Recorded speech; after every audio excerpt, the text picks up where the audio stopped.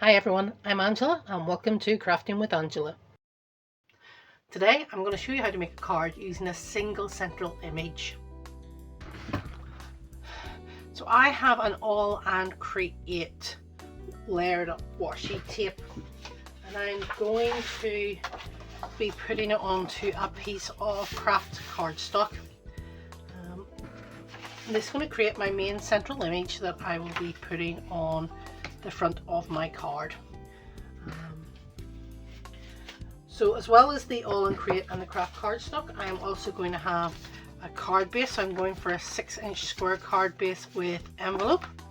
I have a piece of backing paper that I think matches the image really well. This is just a 6x6 sheet that I have in my stash. I have a couple of tear edge dies that are going to I'm going to use the smaller one for the Aall and Create image and the larger one for the patterned paper. I am going to be using this Creative Expressions Wordies sentiment sheets Milestones for my sentiment. I'm going to be using, I think, the Good Luck one on it. I'll need an ATG, a glue stick, gluing mat, maybe some gems, and I will need some foam tape. I have these pre-cut foam tape. It's 1mm thick, and I'll have some PVA glue on hand just in case I need it. So let me put most of this off to the side and we will start with the basic card. So the first thing we want to do is come in with the image. So if you've ever heard me working with washi tape before, you'll know it is not meant to last. It's not supposed to be a permanent adhesive bond. So because of that, whenever I use washi tape, I always make sure that I have glue stick and a glue mat beside. These Aall and Create and layered up tapes are great. You get some really fantastic images on them, but they can be a bit daunting to use. So what you want to do is find the end of your tape and then just keep rolling it out until you get exactly back to that part again. So if you look here, there's the Peter Pan book, there's the Peter Pan book there, and all you want to do is come in here and tear down there on that strip, and what that gives you is, if you can manage not to tear it into lots of different pieces or roll it up on itself, it gives you the 4 pieces that will form you your image. So once I have this out, this is the top and this is the bottom, so I'm going to work from the bottom up, and I'm just going to come in here and tear down between that image, okay, and then take my glue stick. It's possible that this image would be fine without the glue stick. I just don't want to take any chances that it'll get to my recipient and it'll have came up and it won't look as pretty as it did when it left me. So that's why I like to make sure as much as possible that I have attached it down. Then come into the next image. So the image always has that bit of a gap between it, but there's an overlap between the two sizes. It's never really clear as to where you're supposed to tear. When you go to line it up, it normally is obvious, because you'll find there's that bottle top and there's a top of a pen stand. So you just want to make sure when you're lining it up, you're lining these up on those images. But the one thing I will say that these washi tapes are good for is that if you forgot to glue it, let me put the glue on. If you do mess up, all it does is add to the enjoyment of the image, for want of a better phrase. I'm just lining them up there in the middle as much as possible, and then coming in and pressing down, just making sure I'm still on screen. Okay, coming up with the middle strip,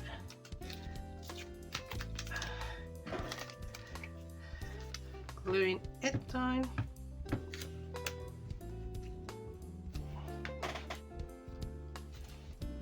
Lining the top of that bottle up, top of that plant pot.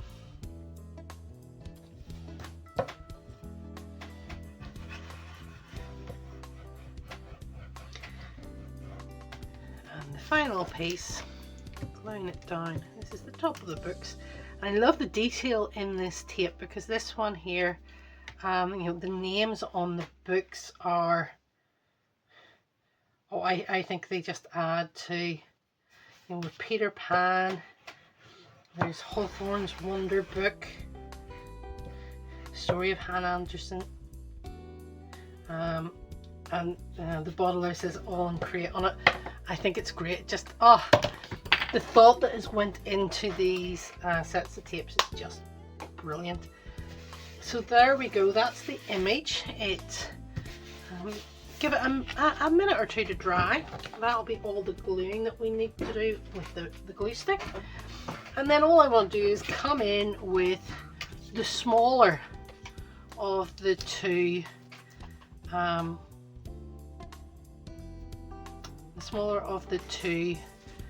dies that I'm going to cut out with, and I'm just trying to see what works best.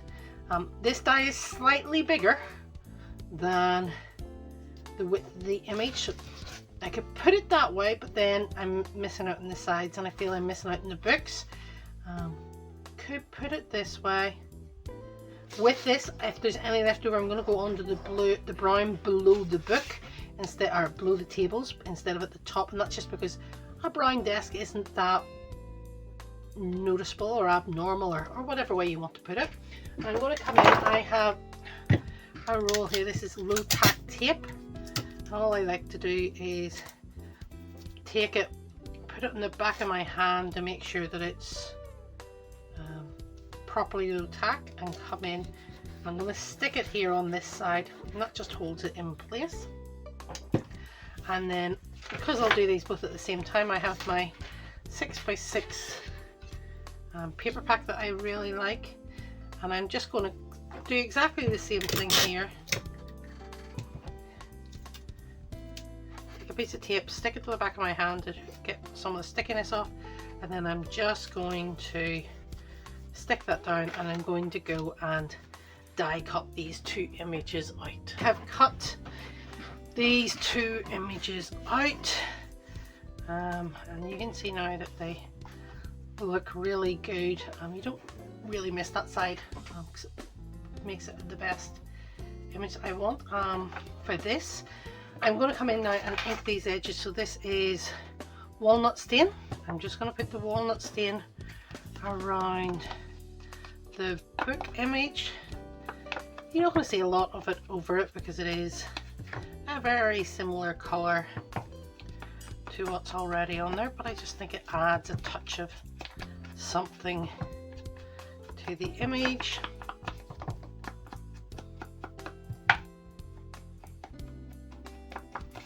Okay.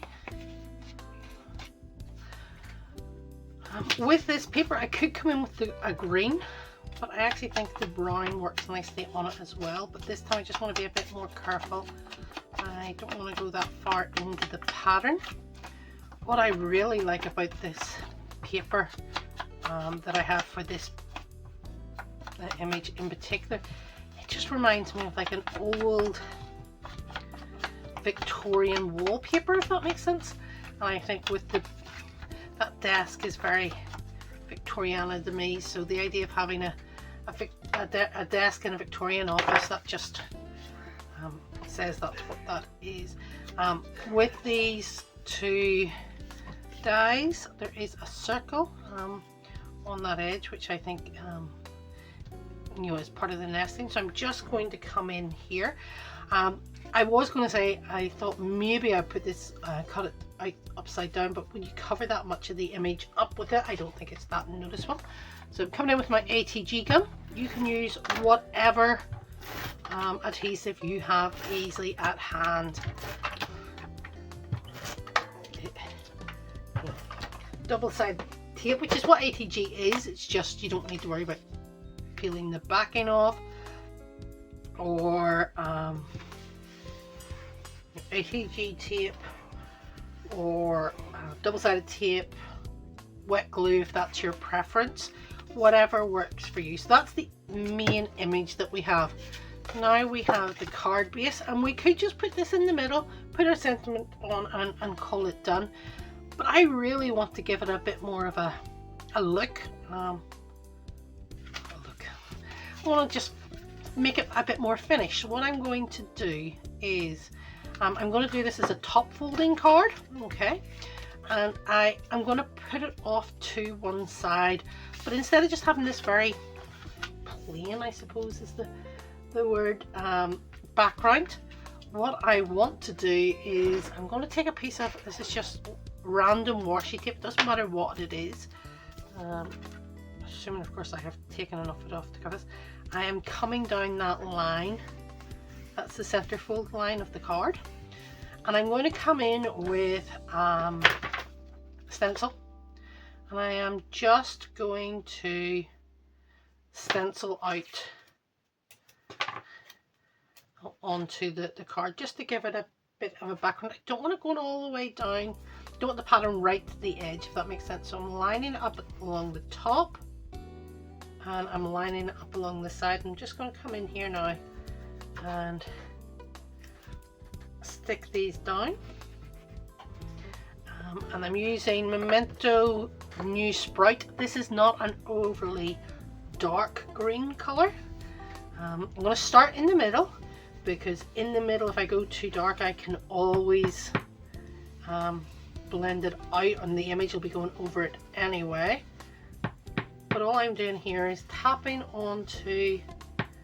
the brush onto the ink pad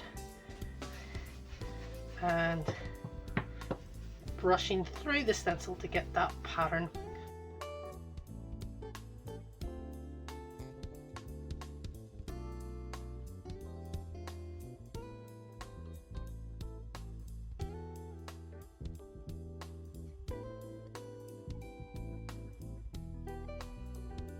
You can come in with your image and work out roughly where you want to put it to work out how much of the stencil you need to do. So I've done the centerpiece, which I didn't need to do, but I do need to make sure that this top 4 and the bottom 4 at the very least are done the whole way across.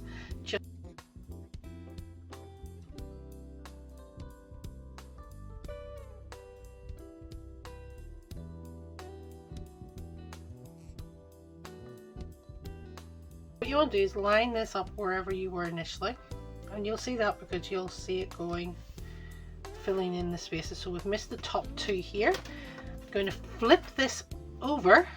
Oh, right. Before I do that, I am just giving it a quick wipe down with a cloth to make sure we don't end up with the ink coming through anywhere else. And I'm just going to tape this down like this to hold it in place. And what we've done now, tape's going to need to go up at the top. Again, we only really need the top 4 in position while we have the image. I'm just going in to check roughly where the image is going to go, so we need to come the whole way down here.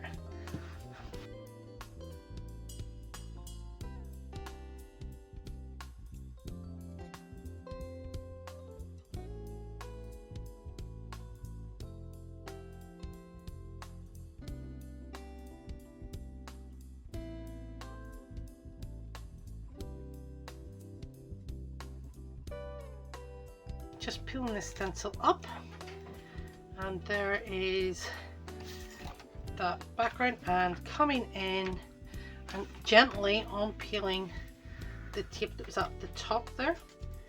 I'm going to stick that against on the side here, because you never know when a piece of washi tape is useful for holding a die down or something like that. Come in with my bone folder. Oh, right edge will help. Pressing down on that. Now what I'm going to do is put this here-ish. I like it off center a bit. I do want to give it a bit of height, however, so I'm going to come in with my pre-cut strips, and all I'm going to do here is put a couple of strips along the side.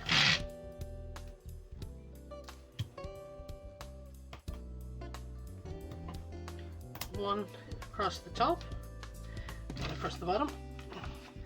I think it's always a bit of work to get these strips to come off neatly. The bits that I pull off I'm just putting in the middle to give that a bit more height. And then I'm going to look at my sentiments.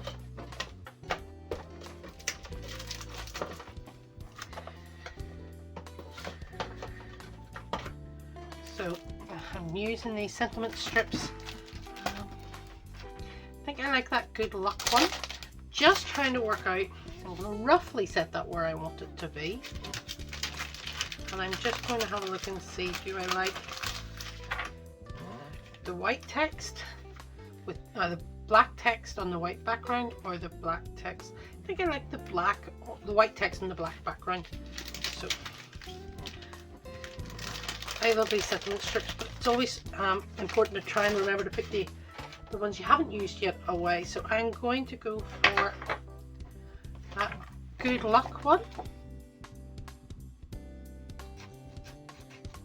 Now at this stage I am not cutting this sentiment. This is not out neat for to stick on the card. I would use my small scissors for that, but it's just about getting it out of that sentiment block without cutting any of the others. And all I'm going to do now is, holding on to the bit of extra tape we have, I'm just going to trim this down. Holding on to the extra paper, not tape. Just trimming this down top and bottom.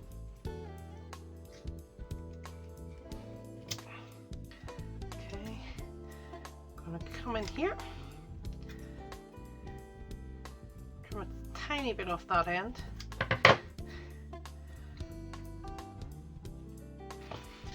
So I could put this off to the side and then have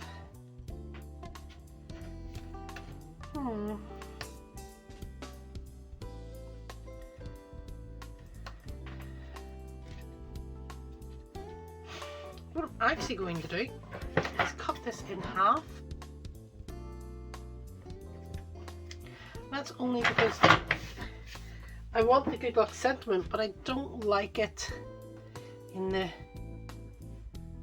double piece the way it was there. So I'm thinking if we did that, oops, oh, I can't lift this one up now, and then have good luck maybe like that off the side. So coming in with this tape, my luck is going to need to be the full size.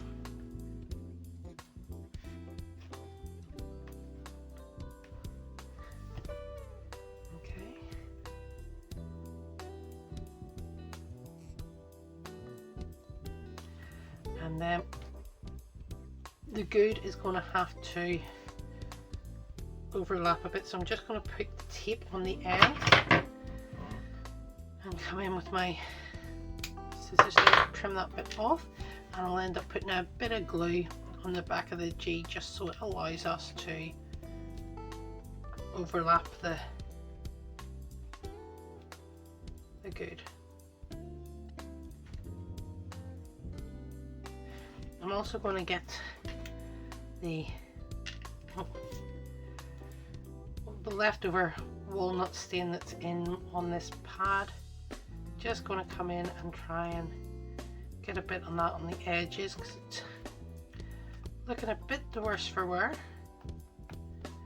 And a good way of covering that up is using tape and using the ink. I'm actually just going to come in and put a bit of the brown ink over the words in general there, because I think the white just stands out a bit too much against that background. Oh, that's better, much better. Okay, so now we just need to place this in the right position. So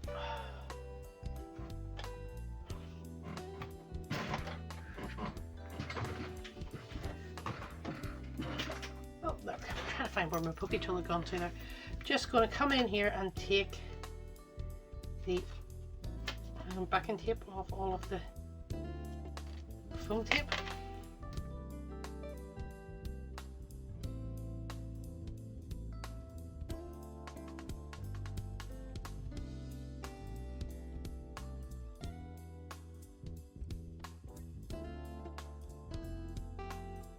I'm just going to put that again over to the side.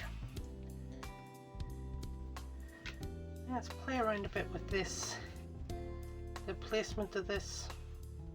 I'm going to come in, that tape I think is just sticking out a bit behind that, good, so I'm just going to come in and see if I can cut that off a bit, pull it back, do something just to get it out of the way of the front side so you can't see it. I think that's good. Just going to put a tiny dollop of PVA glue, not that much ideally. Let me just take a good piece of this off because it's not, we don't need to drown it in the glue. Let me just take the backing.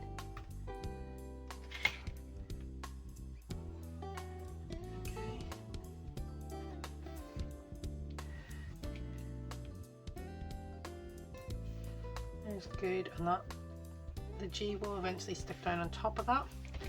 I'm going to come in with the look and stick that down there. That looks really good. And then I think to finish it off, I have a couple of these jewels left, not many of them, with one big one and sorry, in the black. I think the black works better than the gold here, so I'm going to come in with the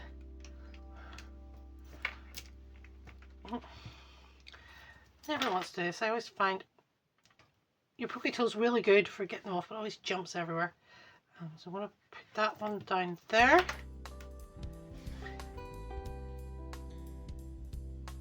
And then I'm going to put one of these up on this top corner. And we're not wanting everything to be a direct line, but we are wanting to follow the diagonal line of the sentiment there as well. So that's the outside of the card finished. I'm just going to finish off the inside of the card really quickly. I'm going to take the stencil and trying to work out exactly how much of this to do. Come in with the green, and all we want to do here is put a line of this down the inside of the card. Not so worried about it going the whole way.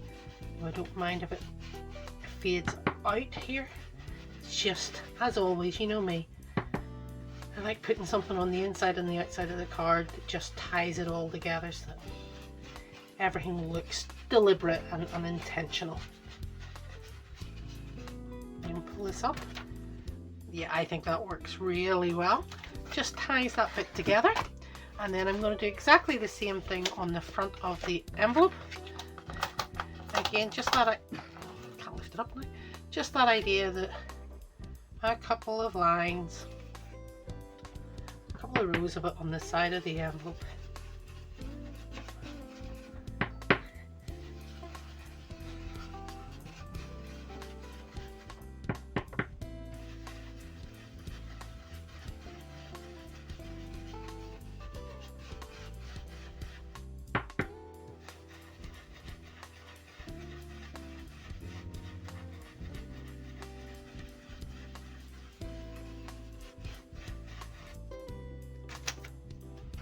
There we go.